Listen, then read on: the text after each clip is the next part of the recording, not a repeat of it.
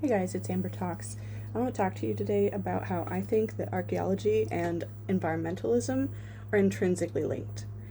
So I was talking to a friend the other day, and I was telling him about how I am very upset about the changes to the Endangered Species Act.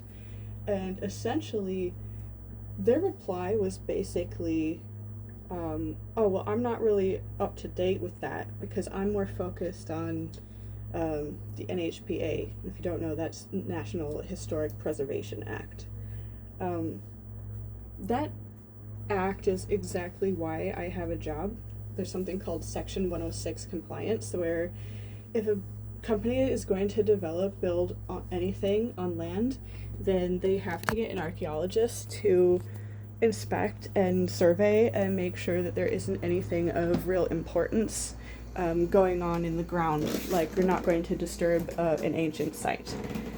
So we work outside in all weather, all the time, and in all sorts of environments. Like sometimes I'm in a backyard, sometimes I'm on the side of a road, but a lot of the times we're on pieces of land that haven't really been developed yet, and it's rough landscapes. In the job description when you sign up and you're looking for applications, it's like you have to be comfortable carrying 50 pounds of equipment and hiking a couple miles a day in every terrain and in every weather.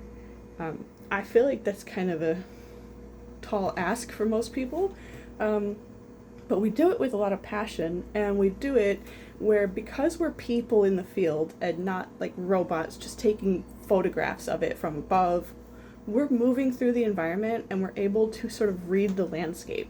So we're sort of able to, with our imaginations, look at things and go, maybe that is a ridge because people built up the ridge there.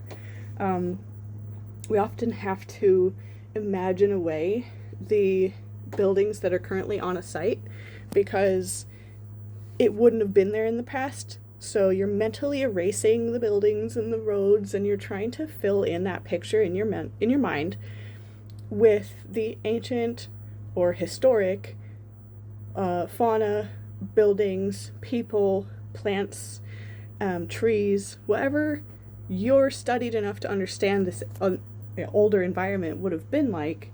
That's part of your job, not just like reading the landscape and interpreting specific bumps in the ground, but was this place a forest? And when I dig down deep enough into the ground, is there evidence that at one time this was a glacial lake?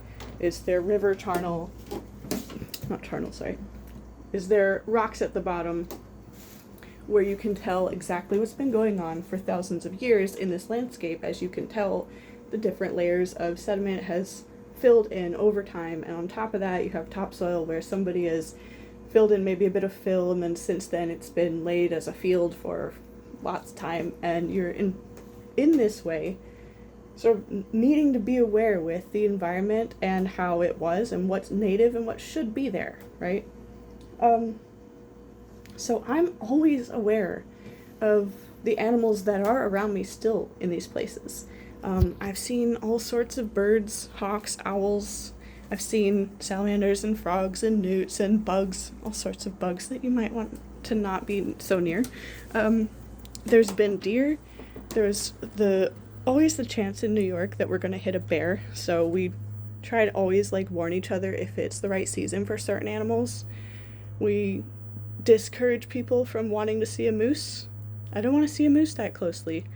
Most of us don't. So actually, part of the job, involves a lot of things that you have to read from the environment. And then I thought about it, and actually, a lot of the environment has to do with the finds that we're collecting also. The materials that make up things like pottery and bricks and stone tools and bone and horn tools, all of these materials come from things where they would have needed the environment to be rich in these things so that they could make them. So if you're looking at stone tools, you're thinking, where was this actually mined before they brought it here? Did they trade resources to get this kind of rock here because it's not native to the geology here? There are things like shells where either you could be looking at what was an ancient marine surface, or you could be looking at a cache of food debris. And so you need to understand what sort of evidence the nature and human nature is going to leave behind in most of these settings. So I find that, it changes throughout time, and you can see it in the ground. You can see the layers changing, and you can see a modern layer, you can see the ancient layer.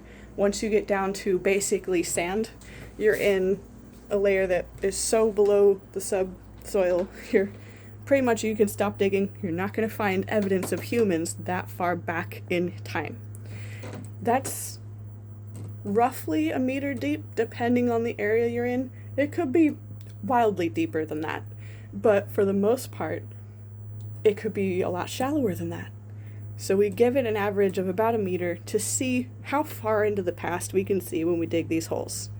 And then today they posted about how they were driving the site, and there was a extreme weather event that they were starting to drive through. And as they were taking video of the storm, an alert came through on their phone that said basically to take shelter, that it was not safe to be outside. And this is not just a thunderstorm. This is already a rainstorm, but the weather alert, I believe, was for a dust storm. Something that is not super typical and really not good for the environment. It's a sign that the soils in the areas are so basically stale and dead. They're not holding on to each other. There's no moisture to hold on to, and the dust flies around. So dust storms are bad.